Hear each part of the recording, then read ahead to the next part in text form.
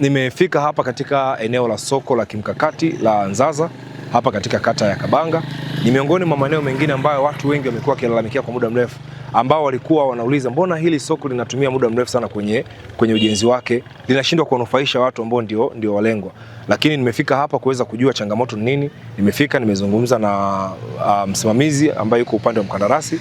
Ameweza kuniambia changamoto zilizopo, changamoto ambazo wanakutana nazo, na ametuambia kwamba kwa mujibu wa mkataba uliopewa mwisho ni kwamba mwezi wa 6 wanatakiwa wameshakabidhi soko, lakini wasiwasi wake mkubwa ni kulingana na jinsi ambavyo fedha zinatoka ili waweze kuendelea na ujenzi wa mradi. Sasa nilichokiona ni kwamba serikali yetu kupitia Wizara ya Kilimo ambao ndio wasimamizi wa huu mradi, wao sasa wana jukumu la kuweza kuhakikisha kwamba fedha zinatoka kwa wakati ili mkandarasi aweze kumaliza kazi kwa ule muda ambao alikuwa amepangiwa.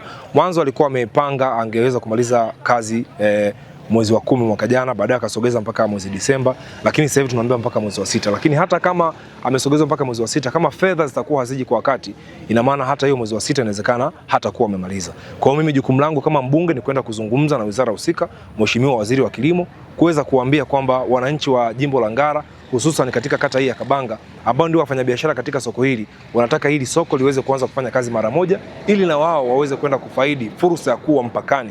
Kuwa mpakani fursa ziko nyingi, lakini pamoja na soko hili ndio maana serikali iliwaza kulijenga soko hili katika eneo hili. Kwa hiyo hawa wananchi waweze kupata fursa hiyo ili waweze kunufaika, lazima hili soko liweze kukamilika na liweze kuanza kufanya kazi kwa wakati. Kwa hiyo tunaamini waziri wetu msikivu Mheshimiwa Daniel Chongoro, lakini vile Katibu Mkuu Gerald Mweli pamoja na wasimamizi wengine kutoka Wizara ya Kilimo ambao wote wanabeba maono ya Mheshimiwa Rais Dr. Samia Suluhu Hassan ambaye amejenga haya masoko mawili ya kimkakati katika jimbo letu la Ngara. Tunaamini kwamba wote wako front, watakwenda kuwa active kuhakikisha kwamba hili soko linakwenda kukamilika, ili ile ndoto ya Dr. Samia Suluhu Hassan kuweza kuhakikisha kwamba sisi ambao tunaishi mipakani tuweze kunufaika na hii mipaka yetu.